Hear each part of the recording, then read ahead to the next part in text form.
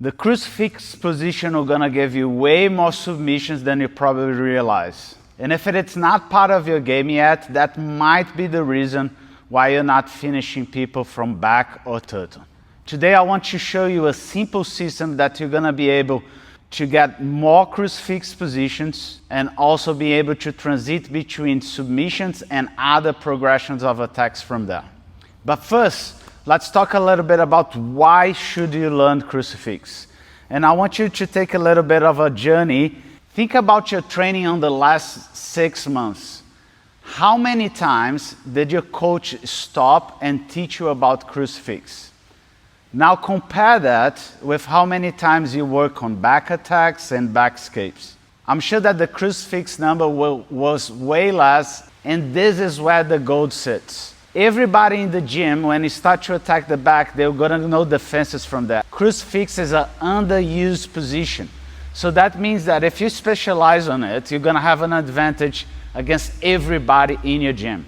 Let's jump into it and learn a little bit about crucifix. So the first thing that I want to teach you about is some entries that I like to use to get into the crucifix position. So front head and arm, it's one of my favorite ways to get there. And when we are on front head and arm, one of the goals is to transit to the back. So a classic way to approach this is trying to pull the arm back and start to circle behind my opponent. The thing is, our opponent here doesn't want us to get behind them.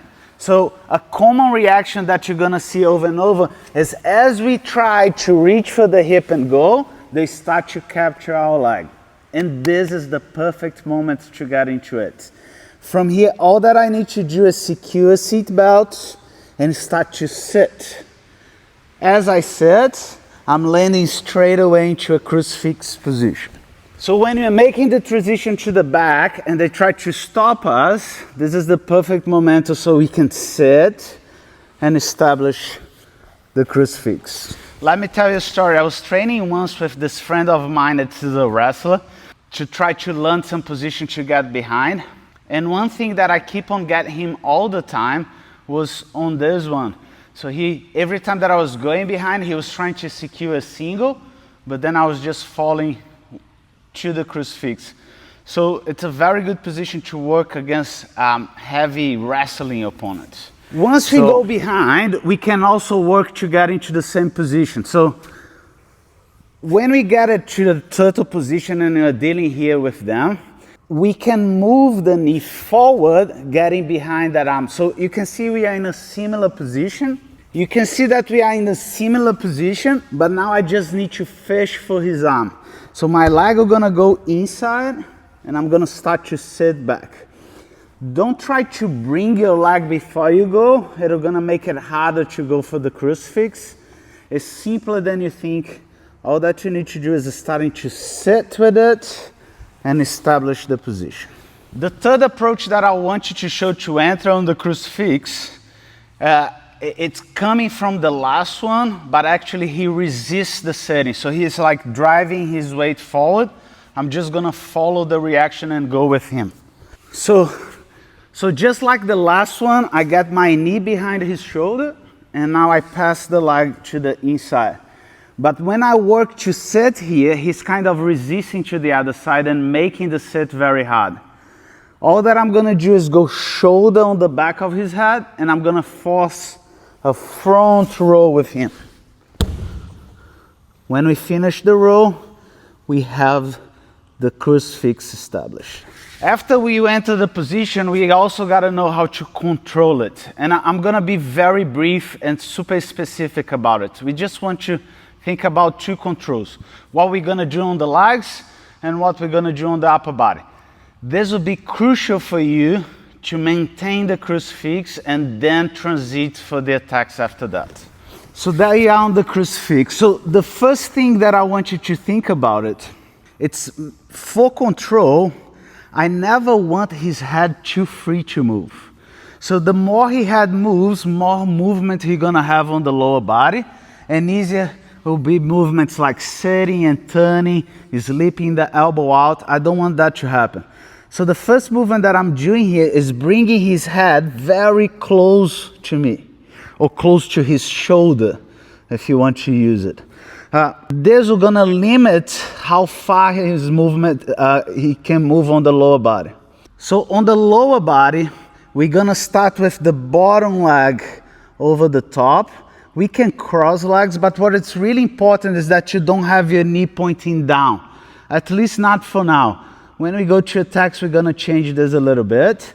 But I want my knee pointing up because this creates like a control wedge under his shoulder and make it hard for him to slip down. Okay, so on the upper body, we have the head close to us or close to his shoulder if you want to use as a point of reference.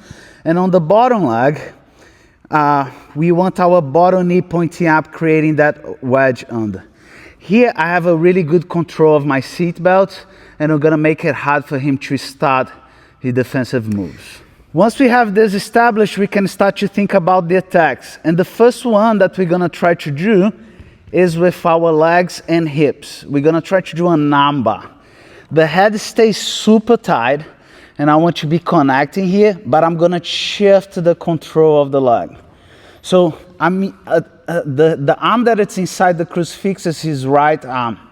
So for the armbar, I want my right leg on top. So look what I'm gonna do. I'm gonna bring my heel inside my knee, and I'm gonna shift the leg that it's controlling the arm. Now it's my top leg, my right leg controlling his right arm. As I slide that leg to the end of the wrist, I have armbar pressure, and all that I need to do is start to bridge. If I want to increase this, I can even turn a little bit to him. I start to bring it back, walking toes and heels, and I'm gonna start to put pressure with my hip, getting the tap. So it's really important that you get the shift right. We don't want to open and bring it on top because you can take the arm out or connect hands. So what I wanna do is bring my heel inside my knee, and I start the shift, and then we got it there. When it's time to finish, look what I'm gonna do with my right leg, my right foot now. I'm gonna walk heel and toes until I get to the end of the wrist. This is where I can start to apply braking pressure, either with the hip pointing up or pointing sideways. Both are gonna get him very well, depending on where his thumb is pointing to. The second attack that I want to show to you is actually on the neck. We're gonna try to do a rear naked choke, but with one arm only. So we are there on the position, head is being controlled tight. If this hand is fighting with us, we're gonna do like a simple hand fight of putting the hand down. And now I want to shoot my hand. But look at the detail. If my hip stays up, my elbow can never align with his chin. That means that I'm never gonna have full closure on the neck. What I want is my elbow pointing down, aligned with his chin. So what I'm gonna do, I'm gonna turn a little bit, and I'm gonna shoot that hand behind the shoulder. Now I have where I want it, okay? We really want to go deep here because we're gonna try to do it with one arm only. So if you need to give it a pull on the elbow to align even more, go for it, okay? And then you can come back to the hand. Time to get the finish now. So look what I'm gonna do. My chest is gonna thrust forward, and my elbow, we're gonna rotate back all at the same time. This is gonna get a pressure going, and the last pressure that I want to add is my head pushing his head forward, like folding his head like this. Okay, so 3 forces at the same time. My chest is thrusting forward, my elbow is rotating back, and my head is pushing his head, folding his head forward. When everything comes at the same time, the tap is gonna come quick. What is fun about this one is that he doesn't have a hand to tap. So you can see even Jared here, he's like trying to tap of the fingers there. But most of the time what you're gonna get here is the opponent yelling tap. So if you have been watching my channel for a little bit, you know that I see Jiu-Jitsu as a connection of movement. So what we're gonna see on this last one is an integration between this crucifix and a back position, but not any back position. We're gonna go for the very best back position that you have to finish for someone, with their arm trapped, the body on top of the arm, and you're having free lean way to finish the position. So as I'm attacking him from Crucifix, one of the defensive actions that he can take is starting to bridge into me. Everything gets hard for the Crucifix now, but he opens space for me to bring my leg under. Now I'm just gonna do a reverse shrimp. I'm gonna move my hip into it, and you're gonna see when we land on the other side, I have his arm locked and his body on top of it. We can close a body triangle if you have range for it, or even just put foot against foot. This is a good position. Ankle against ankle, very good as well, as long as the arms stay trapped. The only thing that I still need to fight here is this hand, and it's the easiest hand fight. I just need to bring the knuckles down, and now I have a free lean way to go on the neck. We shoot that hand up. You can finish the same way that we finished the last one, with one arm only, or we can let it go the hand and go for full closure, applying pressure for the top.